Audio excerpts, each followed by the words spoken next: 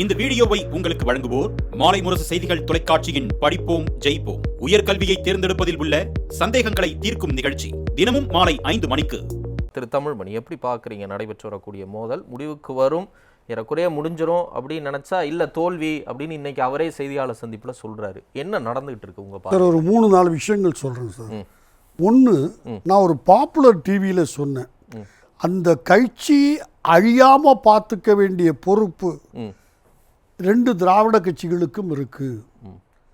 அந்த கட்சி அழிஞ்சினா நமக்கு லாபம்னு எந்த திராவிட கட்சி நினைச்சாலும் திராவிட அரசியலுக்கு அது தீங்காக முடியும்.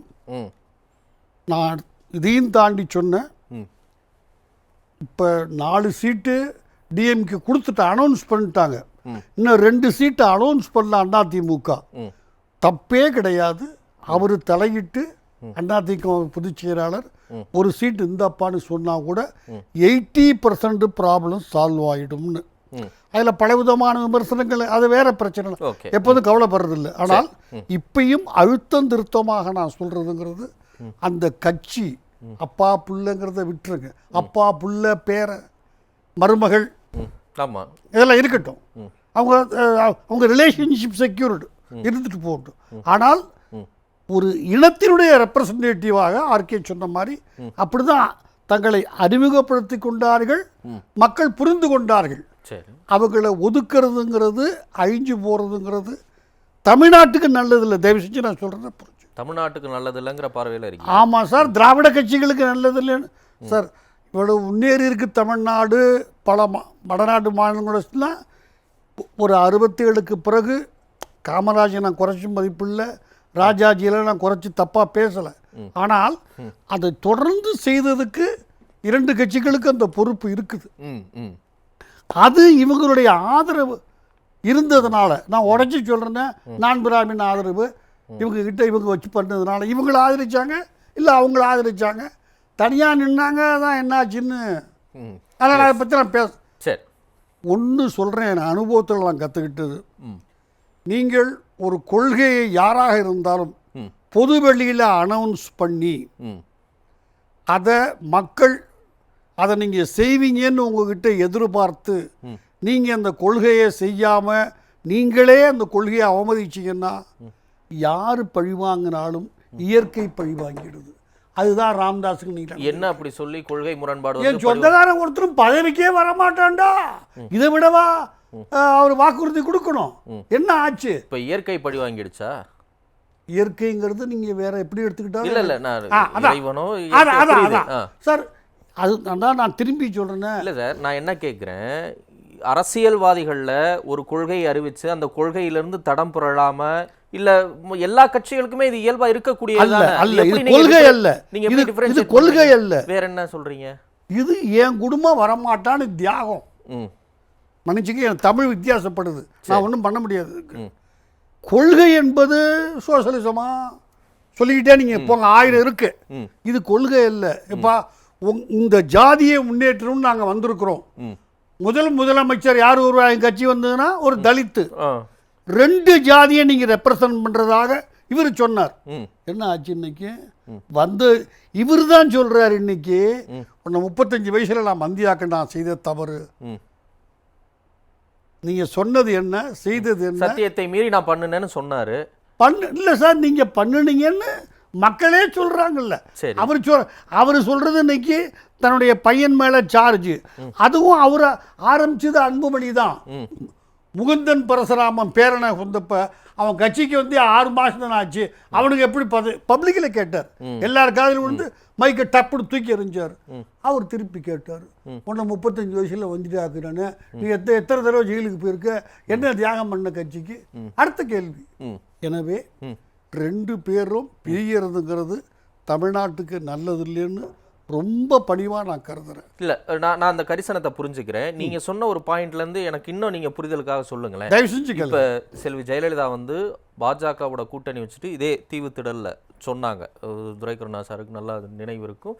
இனிமேல் நான் ஒரு தவறு செய்து விட்டேன், நான் அந்த ஒரு தவறு செய்துட்டேன்னா உடனே அதை நான் திருத்திக்கிடுவேன், இனிமேல் என் வாழ்நாளில் பாஜகவோட கூட்டணி இல்லைன்னாங்க. 2004 கூட்டணி வச்சாங்க. கலைஞர் கருணாநிதி அவர்களும் காங்கிரஸ் கட்சி 2013 அந்த கூட்டணியிலிருந்து வெளியேறும்போது கூடா நட்பு கேடாய் முடியும் அப்படின்னு சொன்னார். இங்கேயும் பட்டாசு வெடிச்சாங்க. ஈவிகே இளங்கோவனும் காங்கிரஸில் தலைமை அலுவலகத்தில் பட்டாசு வெடிச்சார். திரு ஸ்டாலின் கூட சொன்னார், காங்கிரஸ் கட்சியை தவிர மற்ற கட்சிகளோட கூட்டணி அமைத்து பயணிக்க நாங்கள் தயார் அப்படின்னு சொல்லிட்டு. அப்படியெல்லாம் சொன்னவங்க பின்னாடி அதே கட்சியோட பயணிக்கக்கூடிய ஒரு நிலை இருக்கு. எந்த இடத்துல பாட்டாளி மக்கள் கட்சியை மட்டும் நீங்க கொள்கை மாற்றம் இயற்கை தண்டித்து விட்டதுன்னு நான் முதலையே சொன்னேன். நீ சொன்ன வார்த்தைய நான் என் ஜாதிக்கு தியாகம் பண்ண வந்திருக்கிறேன், என் சொந்தக்காரன் அந்த பக்கம் கால் எடுத்து வைக்க மாட்டான் பவர் சென்டர்ல. நீங்க சொல்றது கொள்கை. நான் முதலையே உங்களுக்கு சொல்லிட்டேன் பதில் சார். நான் தனியாக உட்கார்ந்து என் வீட்டு திண்ணையில் காஞ்சிபுரத்தில் திராவிட நாடு கேட்பேன். என்ன சார் ஆச்சு? சர்வைவல்னு வந்ததுன்னா அரசியல் அதை விடவா இனிமே விட்டு கொடுத்துட போறோம்? இதெல்லாம் அரையனா கால்னா 1.5 பைசா கொள்கைகள் நீங்க சொல்றதெல்லாம். அது என்ன திராவிட நாடுங்கிற கட்சி பேரை வச்சுக்கிட்டு அது இருந்தால்தான் கட்சி ஒரு கொள்கையா. நான் தப்பு சரி அடைந்தால் திராவிட நாடு இல்லையல் சுடுகாடுன்னு சொன்னாங்க. சுடுகாடு தான் இருந்துச்சு, திராவிட நாடு இன்னும் வரல. அதை விட்டு ஏன் விட்டு கொடுத்தோம்? 7 வருஷம் ஜெயிலுன்னா தப்பு சரி வேற. இது இந்திய சீன போர்னு சொல்லி கிடையாது சார். அது அண்ணா ரெக்கார்ட் பண்ண வார்த்தைகளை சொல்றேன். சரி ஓகே, 7 வருஷம் ஜெயில் சொன்ன பிறகு அப்ப அந்த சட்டமும் கொண்டு வந்தாங்க. மன்னிச்சுக்கோங்க, அண்ணா ஏமாத்துறா, நான் ஏமாற தயாரா இல்ல. சஸ்பெண்ட் பண்ணி இருக்கணும். இந்திய சீனா போர் முடியல சார். மன்னிச்சுக்கோங்க, நீங்க எப்படி ஏத்துக்கிறீங்க அதை? இந்த 2 வருஷம் நான் பேச மாட்டேன் தலைவன் எப்படி விட்டு கொடுத்தாரு? நீங்க கேட்க மாட்டேன்னு சொன்னாரு. மன்னிச்சுக்கோங்க, மாய்மாலங்கள் வேண்டாம். இது மாய்மாலமும் இல்ல. உன் குடும்பத்தை கொண்டாடுன்னு சொல்லிட்டு எல்லாத்தையும் குடும்பத்தை கொண்டாந்து எல்லா பதவியில் வச்ச அவங்க இன்னைக்கு உனக்கு எகென்ஸ்டா போயிட்டாங்க. இதுதான் நான் சொல்றேன், இயற்கை ரிட்டார்ட்ஸ் திருப்பி அடிக்குதுன்னு சொல்றேன். இயற்கை நீங்க எப்படி புரிஞ்சுக்கிறீங்கிறது அவங்க ஏதோ ஒரு வடிவத்தில் நான் எடுத்துக்கிறேன். அவ்வளவுதான். சரி, அப்ப இதுக்கு என்ன முடிவு? இயற்கை திருப்பி அடிச்சிருச்சு, இதுக்கு என்ன முடிவு சார்? இதில் நான் முதலே சொன்னேன், இதை ஆரம்பித்தது அவனுக்கு சீனியாரிட்டியில் 6 மாதம்தான் வச்சதுன்னு ஆரம்பித்தது. குறைந்தபட்சம் ஒருத்தருடைய மகனை கொண்டாந்தாச்சு. அவங்கள அது குடும்ப பிரச்சனை தான், நான் ஒன்றும் தப்பாக இதாக சொல்ல வரல. அந்த நேரத்தில் மைக்கை தூக்கி அடித்ததான் சொல்கிறேன், என் மண்டையில் அடித்த மாதிரி இருந்துச்சுன்னு அந்த நங்குன்னு தான் போட்டார். இவர் கீழே வச்சுருந்தாருன்னா அது வேற. அது மட்டும் இல்லை, பாக பிரிவினை செய்தது அன்புமணி.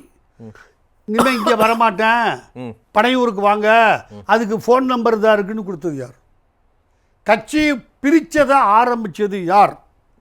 நீங்க எப்படி வேணா பாருங்க சார். என்ன கேட்குறீங்கன்னா என்னுடைய பார்வையை சொல்றேன், அவ்வளவுதான். கட்சி இனிமேல் தந்தையோடு ஒத்து வராது, தைலாபுரத்துக்கு நான் அவரு இனி வராதுன்னு சொன்னார். என்ன சொன்னாரு? நான் கட்சியினுடைய தலைவன்டா, நான் இல்லைன்னா போங்க சொன்னார். நான் ஒன்றும் மறுத்து பேசலை. இப்போ எனக்கு அவர் ஒன்றும் ஆதரவு அல்ல.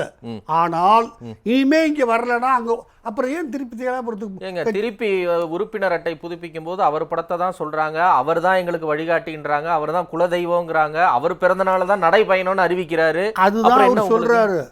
என்ன ஐயா ஐயான்னு தான் இவனு அசிங்கப்படுத்துறானுவோ, அதல பாதாளத்து அவரு சொல்றாருங்க. இதை இப்ப நீங்க சொன்னதெல்லாம் அவரு காலையிலேருந்து ஓடிக்கிட்டு இருக்கு. அவரு சொல்றாரு. எனவே சார் இப்ப ஒண்ணு வேற மாதிரி பாருங்க சார், தயவு செஞ்சு இதை என்ன நடக்குதுங்கிறது நான் பிறகு சொல்றேன். கடைசியோட இறுதி பார்வையில் சார், இதனால் இழந்தது ஏதாவது ராம்தாஸ் உண்டா? 86 வயசுல அவர் ஏதாவது அமைச்சராக, அதான் அவர் கேட்குறாரு, அமைச்சராக போறாரா, கவுன்சிலராக போறாரா, தைலாபுரம் பஞ்சாயத்தா பிரசிடென்டாக போறாரா? அவரு யார் இழந்தது? ஒரு எம்பியை இழந்தது அன்புமணி சார். எப்படி இவர் தொண்டர்கள்ட்ட க்ளோஸ் ஆனார் இப்போ நீங்கள் சொன்னீங்க. ஆமாம் சார், நான் 86 வயசு. நீங்கள் கும்பிட்டா நான் எந்திரிச்சு கும்பிட முடியாது. உங்கள் வயசுக்கு நீங்கள் எந்திரிச்சு கும்பிடுவீங்க. நான் உங்களை பார்க்குறவன் உங்களை விரும்புவானா என்ன விரும்புவானா? இது ரொம்ப ஹியூமன் சைக்காலஜி, சாதாரணம் சார். இது எல்லா காலகட்டங்கள்லையும் எல்லா தலைவர்களுக்கும் நடந்திருக்குது. ஆனா ராமதாஸ் அதை ஒத்துக்க மாட்டேங்கிறாரு. சிங்கத்தின் கால்கள் பழுதுபடவில்லை, அதன் சீற்றமும் குறையவில்லை அப்படிலாம் நினைக்க. நீச்சல் குளத்துல பயிற்சி எடுக்கிற வீடியோ பண்ணிக்கோங்க. நான் அன்னைக்கே உங்ககிட்ட கேட்டுட்டேன். 25 வருஷமா நான் 2 மீட்டிங்கு ஒரு பக்கத்தில் உட்கார்ந்து அவரு கூட பேசி அவரால் பாராட்டப்பட்டிருக்கிறேன். நின்றுக்கிட்டு அவரால் பேச முடியல. இல்ல தனிப்பட்ட இதுல நீங்க அந்த நோக்கத்துல சொல்ல மாட்டீங்க. நீங்க சொன்னதுக்கு தாங்க நம்ம சரி ஏதாவது நீச்சல் அடிக்கிறார் வேற என்ன நான் வேற ஏதோ சொல்லலைங்க. சரி, நின்றுக்கிட்டு உடல் தப்புன்னு சொல்லலைங்க. அதனால் அதுவெல்லாம் அவசியம். எந்திரிச்சு பதில் சொல்ல முடியல அவரால். அதான் நான் சொன்னேன். அவருடைய உடல்நிலையும் தான் நான் உள்ளே போகாமல் சொன்னேன். ஓகே, நீங்கள் தான் உள்ளே போனீங்க. எனவே அது வரத்தான் செய்யும். அதுவும் ஒரு என்னுடைய மனைவியும் சேர்ந்து கும்பிட்டால் பார்க்குற கட்சிக்காரன் ப்ளீஸ். ஆனால் அந்த கட்சியினுடைய ஓட்டு போடுற வாக்காளர்கள் அவரு கூட அப்பா கூட தான் இருக்கிறாங்க. நாளைக்கு என்ன ஆகும் கட்சிங்கிற கேள்வி வருது. ஓகே, அங்கே பேசுகிறார், இங்கே பேசுகிறார், உண்மையா பொய்யா எனக்கு தெரியாது, நான் பொறுப்பெடுத்துக்க. ஆனால் நான் ராமதாஸாக இருந்தா சொல்லி முடிச்சிடறேன். நான் பதில் சொல்கிறவங்க சொல்லட்டும் அவங்க கருத்துக்களை. சார், காங்கிரஸ் திமுக கூட்டணியில் அதிருப்தியில் இருக்குது. என்னுடைய காங்கிரஸ் திமுக கூட்டணியில் அதிருப்தியில் இருக்கா சொல்லியே விட்டாரு. நாங்கள் எவ்வளோ தான் உனக்கு இவர் இன்னைக்கு பிரசிடண்டாக இருக்கிறாரு செல்வ பெருந்தகை என்ன சொன்னாரு? பப்ளிக்ல இருக்கு, ரெக்கார்ட்ல இருக்கு. நான் எவ்வளவு உனக்கு தூக்கி இது தூக்குறதுன்னுட்டு பல்லக்கு தூக்குறது எப்ப சொன்னாரு? நேத்து தான் சார் அவர் பிரஸ் மீட்ல சொன்னாரு. இன்னும் 25 ஆண்டுகளுக்கு திமுக கூட்டணி நீடிக்கும், உறுதியோடு பயணிக்கும். 8 மாசத்துக்கு சொன்னாரு. 8 மாசத்துக்கு முந்தையே சொல்லிட்டாரு. சார், நான் நேத்து சொன்னது சொல்றேன் சார். ஆமாங்க, அந்த எண்ணம் மைண்ட்ல வச்சுக்கிட்டு தான் எவ்வளவு நாள் உலக நான் தூக்குவேன் சரி கேட்டாரு ஆன் ரெக்கார்ட். அந்த எண்ணம் சிபிஎம்முக்கும் இன்னைக்கு பல விஷயங்கள் அவங்களால தொழிலாளர்கள் ஆன்டி லேபர்லாம் அவங்களால தாங்கிக்க முடியல. அது விசிகேயும் ஒரு ஆட்சியில் பங்கு அதிகாரத்தில் பங்கு அவங்க கண்டுபிடிச்ச வார்த்தை இது என்ன வந்துருச்சு. நாளைக்கு தபாகவோட சேர்ந்து பாமக சேர்ந்து ஆட்சி அமைச்சிடுறாங்க சார். சரி.